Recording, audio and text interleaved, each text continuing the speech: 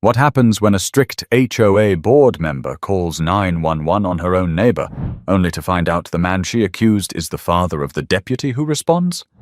Imagine standing on your own porch, adjusting the keypad lock you just installed to keep your family safe, when someone from down the street suddenly grabs the handle of your front door as if it belonged to them. That's exactly what happened to Anthony Durand, a 49-year-old electrician living in Mesa, Arizona. It was a Sunday afternoon in late spring, the kind where kids were pedaling bikes between cul-de-sacs and the smell of barbecue drifted from backyards. For Anthony, it should have been a peaceful day. But instead, he found himself staring at his neighbor, Lorraine Pritchard, the woman who chaired the HOA board, her hand tugging hard on his doorknob. Anthony stepped closer. "Lorraine, what are you doing?" His voice wasn't angry yet, just firm. Lorraine barely turned her head. "Checking." That lock wasn't there before. This property could be abandoned, or worse, broken into. Anthony blinked. "I live here." You know that Lorraine's lips pressed tight. She pulled her phone from her handbag and began swiping. Anthony recognized the 911 screen almost instantly. Inside the house, Anthony's wife Charlotte peeked through the blinds. "What on earth is going on out there?" she called. "HOA business," Lorraine snapped, as though that explained everything. Her finger hovered above the call button.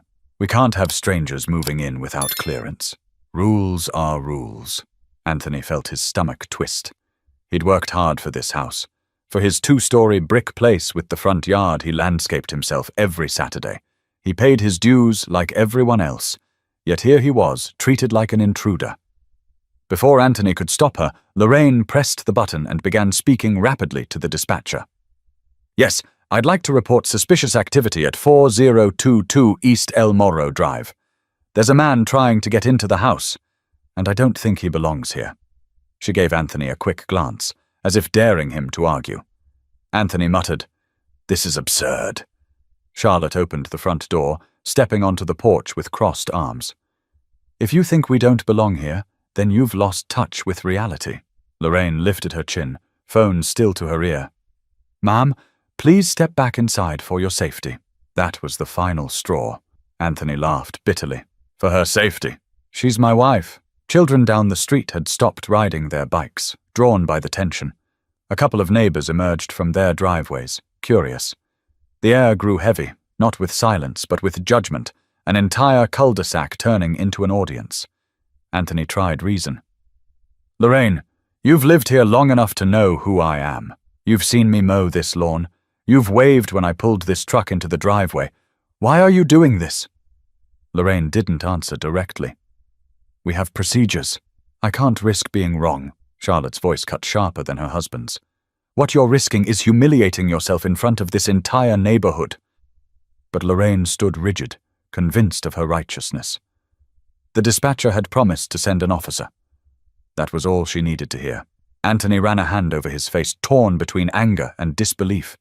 His house, his door, his life, suddenly being called into question by a woman who believed HOA authority gave her the right to dictate who belonged and who didn't. Inside his chest, a strange mix of emotions battled. Frustration, embarrassment, a slow, creeping sense that no matter what he said, it wouldn't matter until someone else validated him. Someone in uniform. And that was the cruelest part.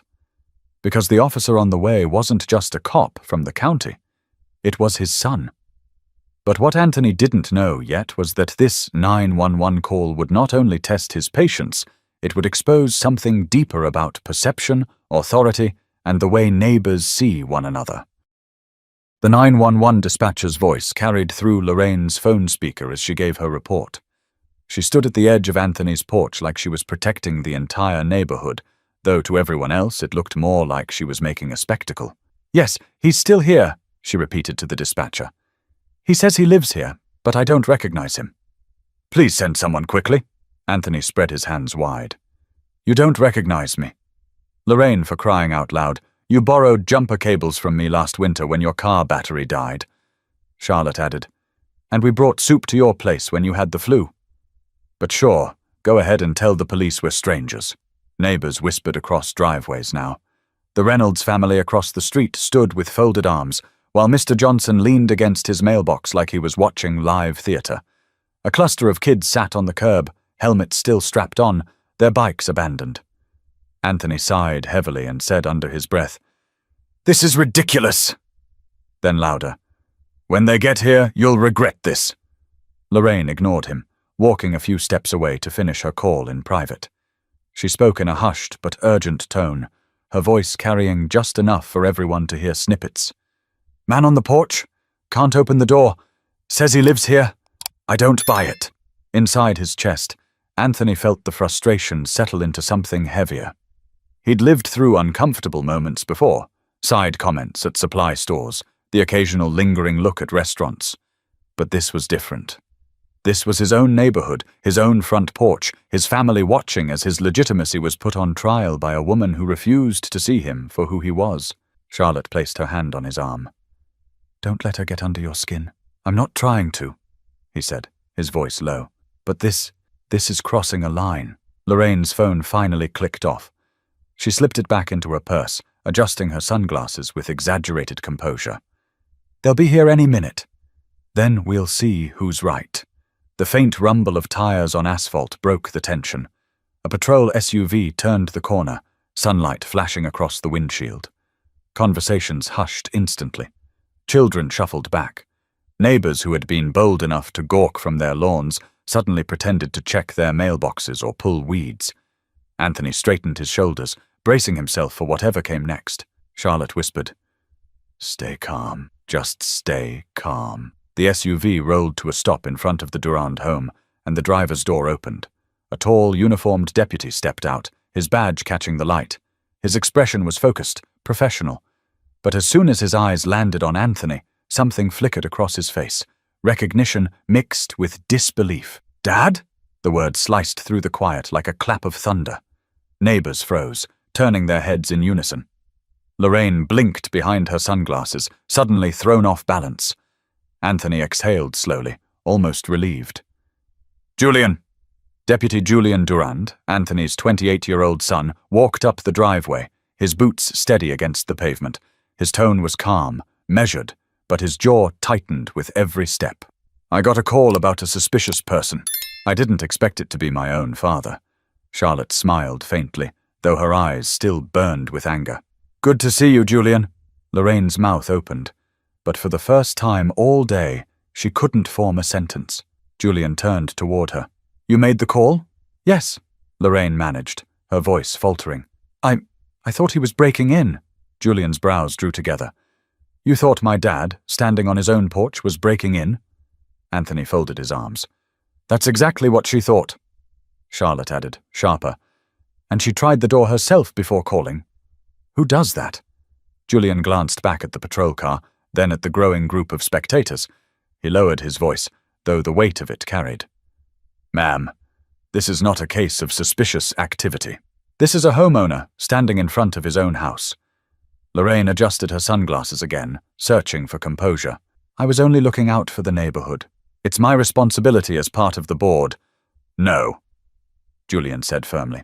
"Your responsibility is to enforce guidelines fairly, not to call the police on a man you've known for years because you convinced yourself he didn't belong." A few neighbors shifted uncomfortably, their eyes darting between Anthony and Julian. The Reynolds kids whispered loudly enough for everyone to hear. "That's his son?" Anthony took a deep breath. The anger hadn't gone away, but seeing his son there, his own blood in uniform standing up for him, felt like something breaking open, a truth spilling out into daylight. Lorraine tried once more. "Deputy, I didn't mean any harm." Julian didn't budge. "You need to understand how dangerous a call like that can be. Dispatch sends us expecting a threat. My father could have been treated like one if another officer had shown up instead of me." The crowd murmured. For the first time, Lorraine looked smaller, less certain of herself. Anthony stepped closer, lowering his voice so only she and Julian could hear. "Do you realize how humiliating this is? Being questioned about whether I belong in my own home?" Lorraine's face tightened, but she said nothing. Julian gave her a long look before turning back to his father. "You okay?" Anthony nodded slowly, though his jaw stayed clenched. "I will be, but this wasn't the end." Because the real question wasn't just about Lorraine's call, it was about what the neighborhood had witnessed and what they would say once the uniforms left. Anthony had never felt the weight of silence press against him the way it did now. The street, usually filled with the chatter of kids or the distant hum of lawnmowers, was locked on him, his wife, his neighbor, and his son. It was as if the cul-de-sac had turned into a courtroom, every driveway a jury box. Julian stayed composed, his posture square and steady. His uniform didn't just represent authority, it amplified every word he spoke. "Let's make this clear," he said, scanning the neighbors who lingered close enough to hear. "This man lives here. His name is Anthony Durand. He pays his dues. He maintains this property. He is not suspicious." And he never was. Anthony swallowed hard, watching Lorraine shift uncomfortably in her sandals. He wanted her to apologize, to say something, anything, that would make sense of why she had humiliated him in front of everyone. Instead, Lorraine stiffened her shoulders. "I was following my instincts. If something had been wrong, and I hadn't acted, people would be blaming me. I can't win either way." Charlotte's voice cut sharp through the air. "This isn't about instincts, Lorraine. It's about assumptions. Assumptions that nearly branded my husband a criminal." The murmurs in the crowd grew louder, neighbors exchanging quick, uneasy glances. Some looked sympathetic toward Anthony. Others kept their arms crossed, unwilling to take sides. But no one walked away. They were hooked into the spectacle, as if their daily routines had suddenly been replaced with front-row seats to a drama that said more about their community than anyone wanted to admit. Anthony stepped forward, his voice calm but heavy with frustration. "You've lived here long enough to know me. You've waved to me. You've talked about your grandkids with me. Yet when you see a new lock, suddenly I'm a stranger. Do you know what that feels like?" Lorraine's lips parted, but no words followed. She glanced at the crowd, then at Julian, as though searching for support. Julian didn't move. He let the silence do the work. Finally, Lorraine muttered, "I wasn't sure." That's all. Anthony shook his head slowly. "Not sure? You called 911 because you weren't sure. Do you realize what could have happened if you got someone else instead of my son? Guns drawn on my front porch because you couldn't be bothered to ask me directly." The truth of his words hit the group hard. A neighbor from 2 houses down, Mrs. Callahan, finally spoke up. "He's right." I watched the whole thing. "You grabbed his door, Lorraine. You treated him like he didn't belong here." Anthony turned his head slightly, surprised. He hadn't expected anyone to step in. Mrs. Callahan adjusted her cardigan and added, "I may not always agree with Anthony about the landscaping rules, but he's our neighbor. We all know that." That single voice cracked the ice. More whispers spread, but this time they weren't against Anthony. They were against Lorraine's decision. Julian shifted his weight, his eyes steady on Lorraine. "You've got to understand, Mom. This isn't just about rules. It's about respect. If people can't feel safe in their own homes, then what kind of community do you think you're building?" Lorraine finally let out a long breath. Her sunglasses slid down slightly, revealing her eyes. Tired, defensive, but now tinged with something else. Regret, maybe. She cleared her throat. "I thought I was protecting the neighborhood." Charlotte didn't let her off easy. "Protecting it from what? From your own neighbor standing on his porch?" Anthony let the silence stretch again, waiting. Lorraine avoided his eyes. From the corner, a teenager holding his bike finally whispered, "That was messed up." His voice wasn't loud, but it carried enough to make Lorraine flinch. Anthony turned to Julian. "What happens now?" Julian looked at his father, then at the crowd, then finally at Lorraine. "What happens now is a choice. But I'm going to write a report because the call was made. And people need to understand that misusing 911 wastes resources that could have been used for real emergencies." Lorraine's eyes widened. "A report?" "Yes," Julian replied evenly. "That's standard. And it should make you think twice before you use law enforcement as your first option instead of your last." The tension grew thick again, but this time Anthony felt the ground shifting. The humiliation was still there, but it wasn't his anymore. It was Lorraine's. And everyone was watching her wear it. Anthony glanced around at the neighbors. Some gave him small nods of acknowledgement, others looked away, uncomfortable with the rawness of what they had witnessed. But either way, the message was clear. The story wasn't just about a lock on, but even as Julian's words seemed to settle the conflict, Anthony knew the true test wasn't what had been said in the moment. It was what the neighborhood would carry forward after the police car left.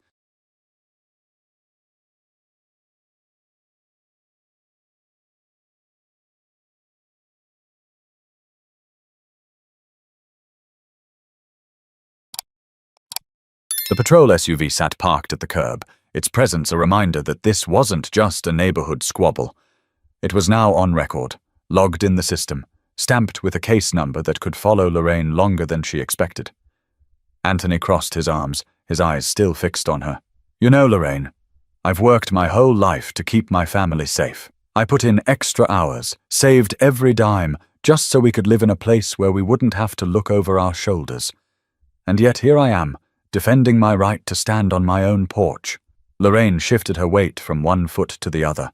Her authority, so solid when she grabbed his doorknob and dialed 911, was crumbling under the weight of Anthony's words. I didn't mean it that way, she muttered, but her voice lacked conviction. Charlotte stepped forward, her voice carrying through the circle of neighbors. Then how did you mean it? Because from where I'm standing, it looked like you decided Anthony wasn't allowed to be here. And worse, you dragged the police into it instead of knocking on the door and asking a simple question. Julian kept his stance calm but strong. He was a lawman, but tonight he was also a son. And every word cut him in two. He was trained to de-escalate, to handle disputes with authority. But watching his father stand accused in his own yard, in front of strangers and neighbors alike, struck him in a place his badge couldn't protect. Anthony's voice dropped, low and raw. You've known me for years. You know my work truck. You've seen me fixing things for neighbors, volunteering when the HOA needed help. And yet, the second something didn't look right to you, I became a threat. The crowd shifted again. A few murmured words floated through the air, almost like background noise. Anthony could catch pieces. He's right. Always strict. Went too far this time. Each one stung Lorraine like nettles, though she tried to mask it behind her stiff posture. Lorraine finally shot back, her voice cracking. I was scared, all right? Maybe I overreacted, but I thought I was doing what's best for everyone. Julian didn't let her off the hook. Scared of what, exactly? My father standing on his porch? A keypad lock on a door? Ma'am, if you can't answer that honestly, then maybe you should ask yourself why you picked up that phone in the first place. The silence that followed was harsher than any argument. Even the kids on the curb, who had been whispering and fidgeting earlier, went still. Anthony finally exhaled, the frustration in his chest turning into something else. Weariness. Do you realize the damage this does? Every time someone sees me as suspicious in my own home, it chips away at the idea of community. How are we supposed to trust one another when trust only flows one way? Charlotte added softly. Respect shouldn't be optional. It should be the foundation. Lorraine opened her mouth, but no sound came out. Her face was red now, her carefully built image as the neighborhood's watchful guardian cracking in full view of everyone. Mrs. Callahan, still standing with her arms folded, finally spoke again. We all saw it. And I think it's time we stop pretending that this was about safety. Lorraine, this was about control. And control isn't the same as caring for the community.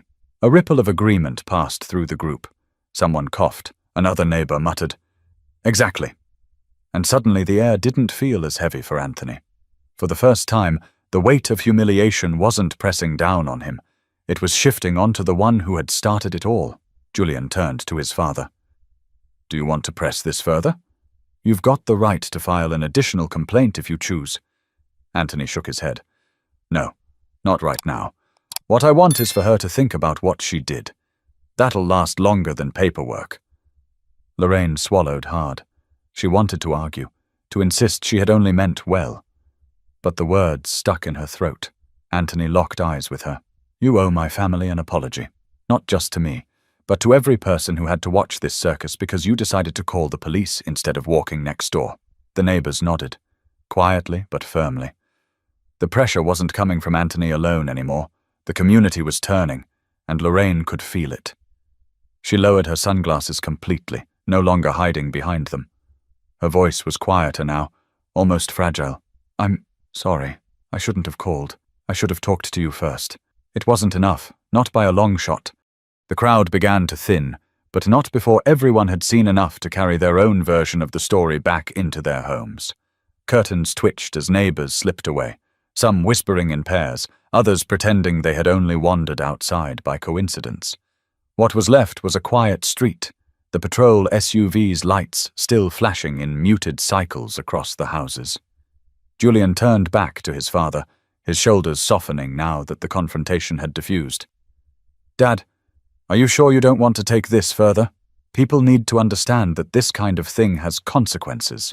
Anthony rubbed a hand across his face. The exhaustion of the moment hit him like a wave. "I don't want to drag this through the system, son. I've been working all week. And now this?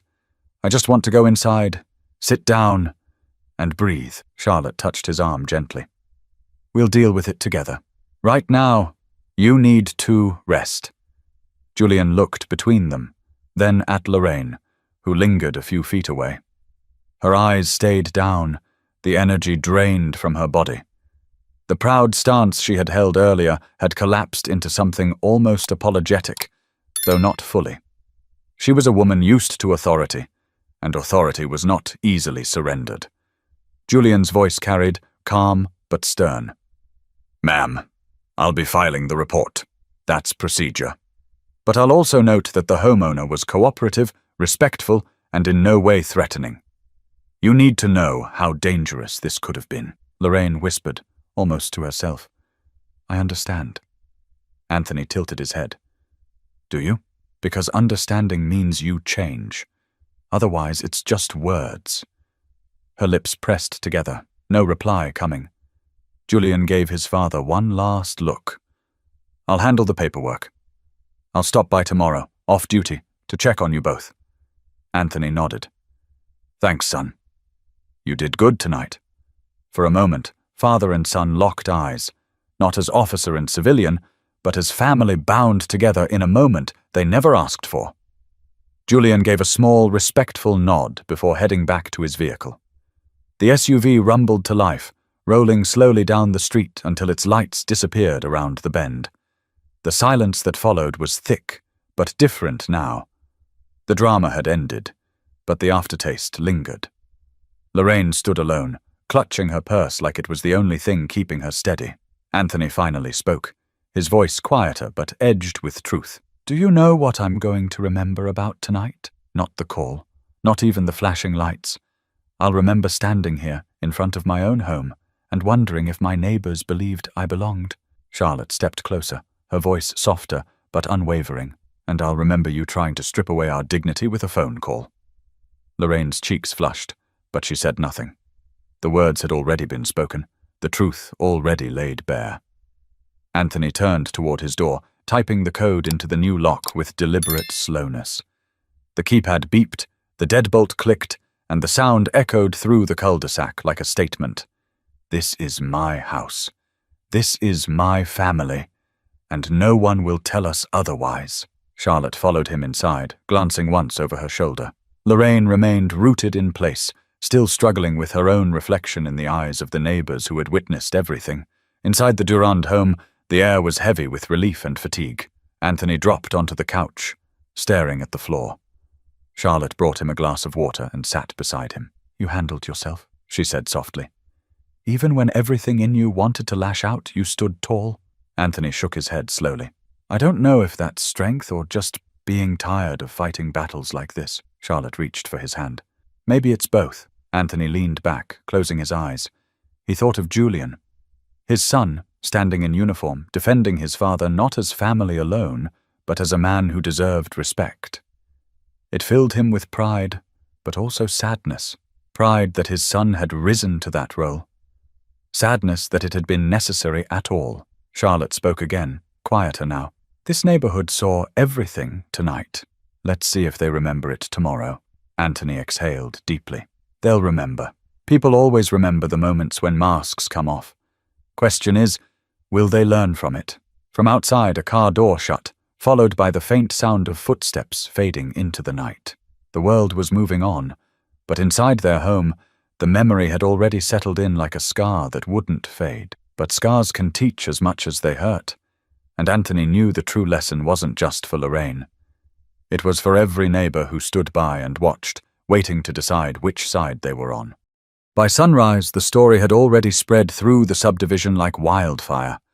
People didn't need text chains or social media for news to travel, just open blinds and early morning coffee chats over fences.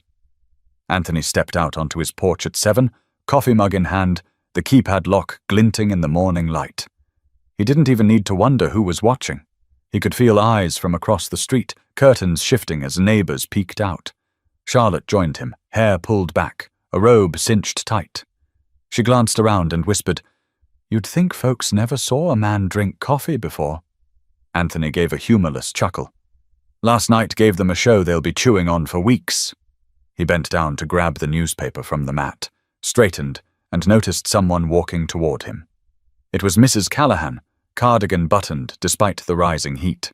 "Morning, Anthony," she said, her tone softer than usual. "Morning." She hesitated, then added, "I just wanted to say I'm sorry you went through that. You've been a good neighbor. Everyone knows it, even if not everyone says it." Anthony studied her for a moment, searching for sincerity. "I appreciate that, but you stood up last night." "That mattered." Mrs. Callahan's lips pressed together. "I wish more had." She gave a small wave and shuffled back toward her house. Charlotte leaned against the railing. "One down, 30 more to go." Anthony smirked faintly, though his eyes stayed tired. "We'll see how many keep their silence when it's convenient." Across the street, the Reynolds kids were climbing into their SUV for school. The oldest, a boy no more than 12, called out, "Mr. Durand! Your son's a cop?" That was crazy last night.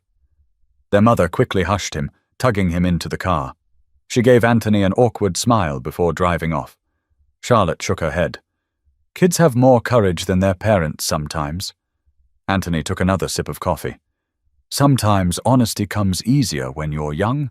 By mid-morning, the HOA email list lit up with chatter. Charlotte read them aloud at the kitchen table while Anthony tightened a loose cabinet hinge. "Listen to this," she said. "We need to discuss what happened last night at the next board meeting. It reflects poorly on our community." "That one's from Mr. Johnson." Anthony rolled his eyes. "Reflects poorly." More like revealed what's been under the surface. Another email pinged in. Charlotte sighed, scrolling. "Here's one from Lorraine. She's calling it a misunderstanding. Says she acted in the neighborhood's best interest, but regrets the distress it caused." Anthony stopped, screwdriver in hand. "A misunderstanding?" She grabbed my door like she owned it, called 911, and had half the block watching me get treated like a suspect. "That's not a misunderstanding. That's a choice." Charlotte reached over, covering his hand. "I know. And deep down, so does she. But she'll never say it the way it should be said." The phone rang. Anthony answered, recognizing his son's voice. "Dad, just checking in." "How you doing?" Anthony hesitated, then said, "Tired," but standing Julian's tone softened. "That's all I needed to hear." I filed the report. "It won't go further unless you want it to. But it's on record." "Good," Anthony replied. "Not because I want her punished, but because it needs to be real, not just gossip." Julian paused. "That's why I became a cop, Dad, to make sure things are real, not rumors or assumptions. You deserved better than last night." Anthony's chest tightened. Pride, frustration, and love mixed into one. "I'm glad it was you, son. I don't want to think about how it could have gone if it wasn't." Julian let the silence sit for a moment before replying, "Neither do I." They hung up, and Anthony stood in the kitchen staring at the keypad lock again. Something so small, a simple upgrade, had turned into a symbol. A line drawn in the sand. Charlotte walked over and slipped her arm through his. "So, what now?" Anthony exhaled slowly. "Now, we live. We keep walking outside every morning, drinking our coffee, saying hello, and reminding everyone watching that this is our home. They don't get to take that away." She kissed his cheek. "That's the man I married." Anthony smiled faintly, though his eyes carried the weight of the night before. But even as the morning sun warmed the street, he knew shadows lingered. A week later, folding chairs scraped against the tiled floor of the Mesa Community Center as neighbors trickled in for the monthly HOA meeting. Normally, these gatherings were uneventful, talk of landscaping guidelines, overdue fees, and whether holiday decorations stayed up too long. But tonight, every seat filled. People who rarely showed up were suddenly eager participants. Anthony sat near the back with Charlotte, arms crossed, expression steady but guarded. He wasn't there for policy debates. He was there for accountability. At the front of the room, Lorraine adjusted her stack of papers, her posture tight. She wore a blazer that looked more formal than usual, as though dressing the part might help restore authority. Her voice, when she began, carried a rehearsed calm. "Good evening, everyone. Thank you for attending. We have a few items on the agenda. Maintenance updates, budget allocations, and, of course, the recent incident that has stirred some concerns." Murmurs rippled through the room. Anthony felt Charlotte's hand squeeze his knee under the table. Lorraine cleared her throat. "I want to begin by clarifying that my actions were guided by a sense of duty to protect our neighborhood. I recognize that my judgment may have caused distress, and I regret any misunderstanding." A hand shot up before she could continue. It was Mrs. Callahan, sitting near the middle. "With respect, Lorraine, it wasn't a misunderstanding. We all saw what happened. You grabbed a man's door and called the police on your own neighbor." Gasps and whispers filled the room. Lorraine's face tightened. "Mrs. Callahan, I appreciate your input, but no!" Mrs. Callahan cut her off. "You don't get to minimize this. You treated Anthony like he didn't belong here. That's not neighborhood protection. That's prejudice." The words landed like a stone dropped into a pond, ripples spreading through the crowd. Anthony felt heat rise in his chest, not from anger this time, but from the weight of someone else saying what he'd carried for days. Lorraine tried to maintain composure. "I assure you there was no prejudice in my decision. It was simply concern." Another voice chimed in. Mr. Johnson, the same neighbor who had leaned against his mailbox during the incident. "Concern doesn't explain why you didn't recognize a man you've lived next to for nearly a decade. Concern doesn't explain why your first instinct was 911 instead of knocking on the door." The tension in the room thickened. Lorraine's gaze darted across the crowd, looking for an ally, but found none. Even those who had once admired her strictness now seemed uncomfortable in their seats. Charlotte leaned toward Anthony, whispering, "They're saying it now." Out loud, Anthony nodded slowly, eyes never leaving the front. Finally, Lorraine's voice cracked just enough to reveal the strain. "I admit I overreacted. I misjudged the situation, but I only wanted what was best." Anthony stood. His chair scraped against the floor, silencing the room. He spoke slowly, deliberately, every word aimed like a beam of light cutting through fog. "What was best for who, Lorraine? Because it wasn't best for my wife, watching her husband accused in front of his own house. It wasn't best for my son, who had to respond as a deputy and confront his own father like a stranger, and it sure wasn't best for me, standing on my porch while you made me prove I belonged." A hush fell over the room. Lorraine looked down at her notes, but Anthony pressed on. "I've spent years here. Paid my dues, helped my neighbors, fixed wiring for folks when they couldn't afford an electrician.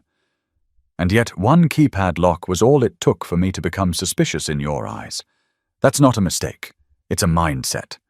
And until that mindset changes, this community isn't safe. Not for me. Not for anyone who doesn't fit your idea of who belongs." Charlotte's eyes glistened as she watched her husband speak. Mrs. Callahan nodded firmly. A few others clapped softly.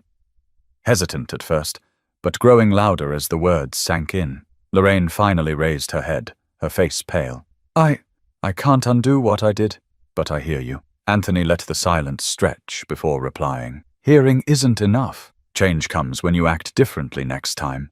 When you choose conversation over suspicion, respect over control." The applause grew louder now, spreading through the room until even the hesitant voices joined in. Lorraine sat back, lips pressed tight, unable to argue further. Anthony returned to his seat, his heart pounding. He hadn't planned to speak, but once the words began, they carried the truth that had burned inside him since that night.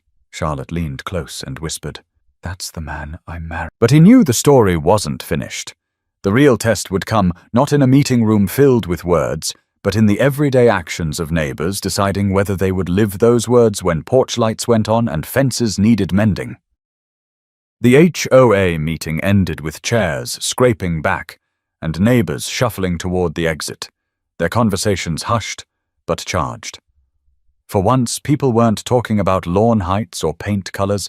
They were talking about what had really happened, what they had really seen. Anthony and Charlotte walked out together, the desert air still warm even after sundown.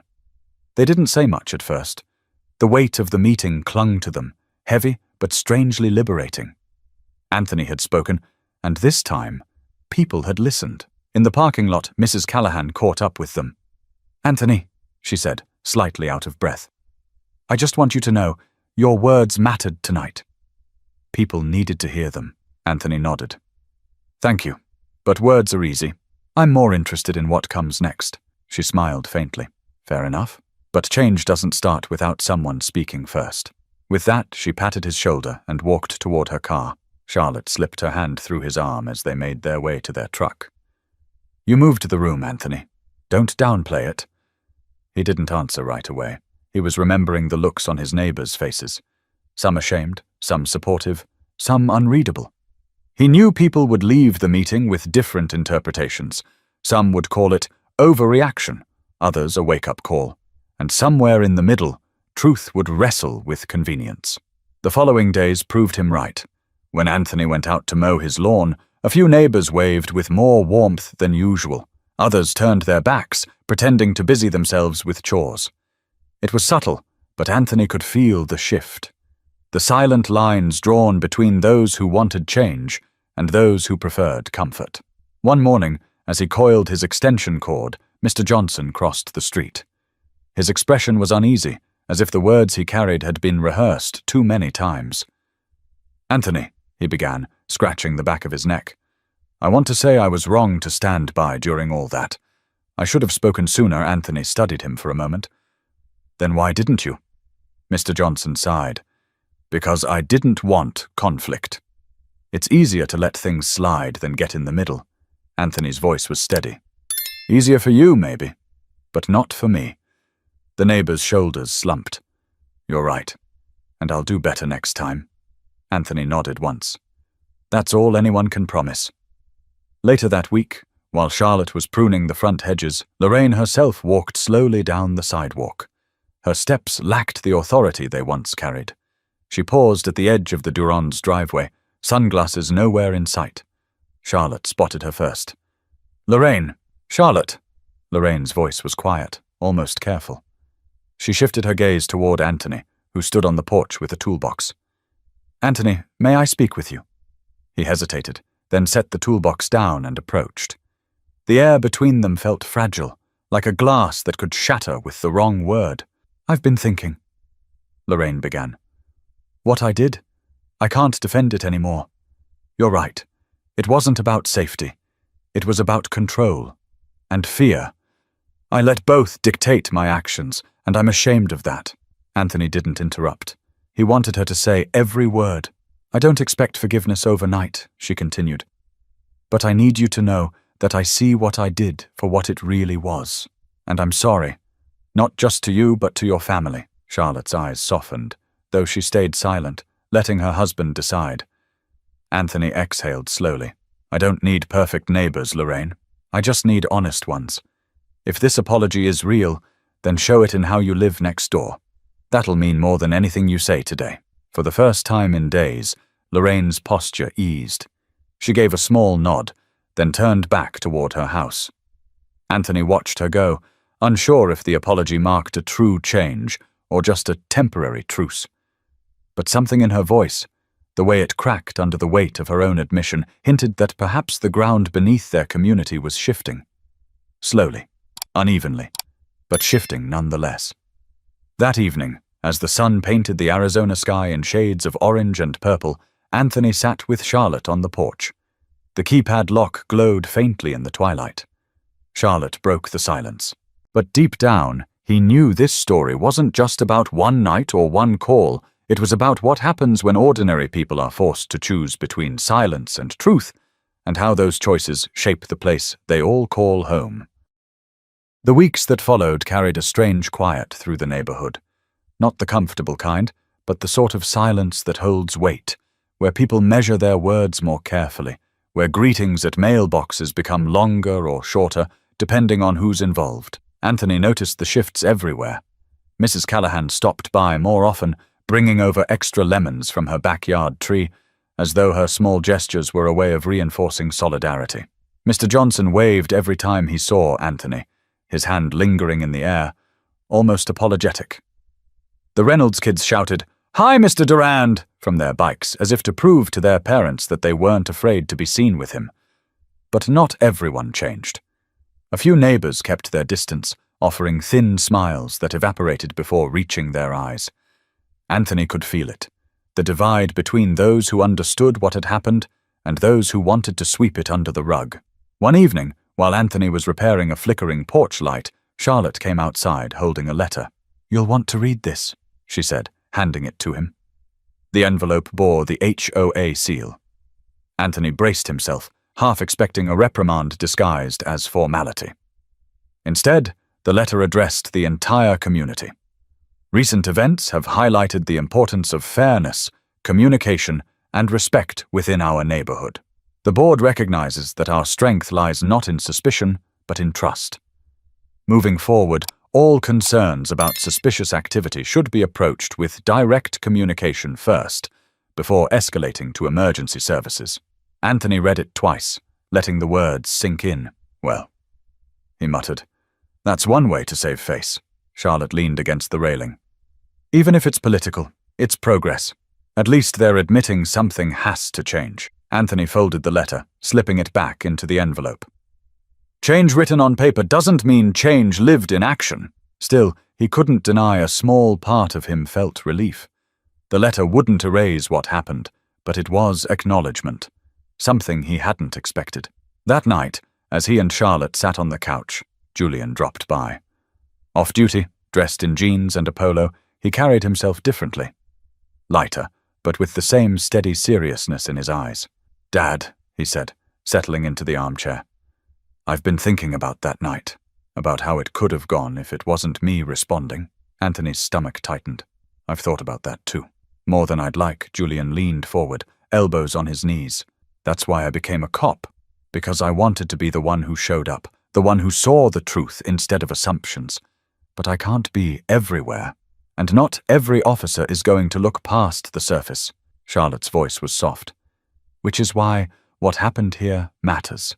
People saw what assumptions can do." Maybe it'll stick with them next time Anthony studied his son, pride and pain mixing in his chest. "I hate that you had to be the one in uniform that night, but I'm grateful it was you." Julian gave a faint smile. "Me too. But Dad, don't carry it alone. This wasn't just your burden. It was the neighborhood's.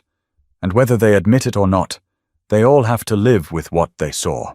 Anthony let the words settle, then nodded. "You're right." Still, some silences speak louder than apologies. Julian leaned back. "Then let that silence teach them. You already did your part. You stood tall when you could have walked away. People remember that." Later, after Julian left, Anthony sat on the porch again. The night was cooler, a soft breeze rustling the mesquite tree by the curb. He thought about Lorraine, about the moment her voice cracked in the meeting. He thought about neighbors who said nothing, and those who finally found the courage to speak. Charlotte joined him, wrapping a blanket around both their shoulders. "What are you thinking about?" Anthony stared at the keypad lock, glowing faintly by the door. "I'm thinking about how trust is fragile, how it takes years to build but one call to shatter, and how we've got to decide every day whether to rebuild or just let the cracks spread." Charlotte rested her head against his shoulder. "And what do you choose?" Anthony's voice was steady, almost quiet. "I choose to keep standing on this porch, no matter who's watching, because this is home, and I won't let suspicion take that away." But deep down, he knew the story didn't belong to him alone anymore. It belonged. 2 months later, life in the subdivision looked ordinary again. Lawns trimmed, sprinklers sputtering to life at dawn, dogs tugging their owners down the sidewalks. To anyone driving through, it might have seemed like nothing unusual had ever happened. But Anthony knew better. Beneath the surface, the neighborhood still carried the echo of that night, like a bruise that never quite faded. On a Saturday morning, Anthony was on his front porch repairing a loose railing when Mr. Johnson stopped by. He had a grocery bag in one hand, a hesitant smile on his face. "Morning, Anthony," he said. "Got some extra oranges from the farmer's market. Thought you might like a few." Anthony took the bag, nodding slowly. "Thanks. Appreciate it." Mr. Johnson lingered, shifting on his feet. "I've been meaning to say, I've thought a lot about what happened, about how I just stood there. I don't want to be that guy again. Next time something's wrong, I'll speak up." Anthony studied him for a moment, then offered a faint smile.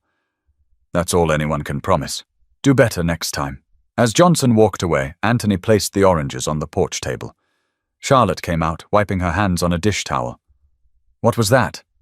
"An attempt at redemption," Anthony replied. She chuckled softly. "Seems like the whole neighborhood's been trying those lately." Later that afternoon, Anthony decided to take a walk. He passed kids tossing a football in the street, their laughter sharp and clear against the Arizona sky. He passed Mrs. Callahan, who waved warmly as she clipped roses in her yard. Even Lorraine, watering her plants, gave him a small nod. Not friendly, not distant. Something in between. Anthony paused, watching her for a moment. She looked older somehow, the sharp edges of her authority dulled. When she noticed his gaze, she lowered her watering can. "Anthony," she said quietly. He responded with a simple, "Lorraine." No more needed to be said. Not then, at least. As he continued down the block, Anthony thought about how much had changed. Not in sweeping, dramatic ways, but in small shifts. People seemed more cautious with their assumptions, more careful with their words. The letter from the HOA still sat pinned on his fridge. Not because he trusted it fully, but because it reminded him that change starts with acknowledgement, however imperfect. When he returned home, Julian was sitting on the porch steps in plain clothes, sipping a bottle of water. "Thought I'd stop by," his son said, smiling. "Didn't want to let too much time go before checking in." Anthony sat beside him. "You don't have to babysit me, son." "I'm fine." Julian shook his head. "It's not babysitting. It's respect." That night, it stuck with me. Made me think about how many times things go the other way. I've seen calls where people weren't lucky enough to have a familiar face show up. Anthony let that sink in. He'd thought the same thing many times, usually late at night when the house was quiet. Julian added, "But maybe what happened here can ripple out.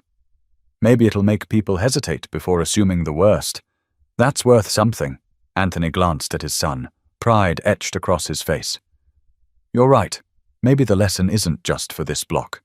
Maybe it's bigger than that." Charlotte joined them with 2 glasses of iced tea, handing one to Anthony. She sat on the railing, listening as father and son shared the kind of silence that didn't weigh heavy. It comforted. Finally, Anthony broke it. "If there's one thing I want people to remember from all this, it's simple. Ask before you assume. Respect before you accuse. And never forget that every house on this street is more than bricks and paint. It's a family, a story, a life that deserves dignity." Charlotte reached for his hand, squeezing gently. "That's the lesson, Anthony. That's what will last." He raised his glass of tea slightly, as if making a quiet toast. To better neighbors. To better choices. Julian lifted his water bottle in return. And to never letting silence excuse what's wrong. The 3 of them sat together as the evening settled in. Porch light glowing against the deepening sky. Anthony knew the neighborhood might never be perfect. People would still argue about weeds, parking, and paint colors. But what had happened that night, what everyone had seen, was burned into memory. And sometimes memory is what keeps people accountable,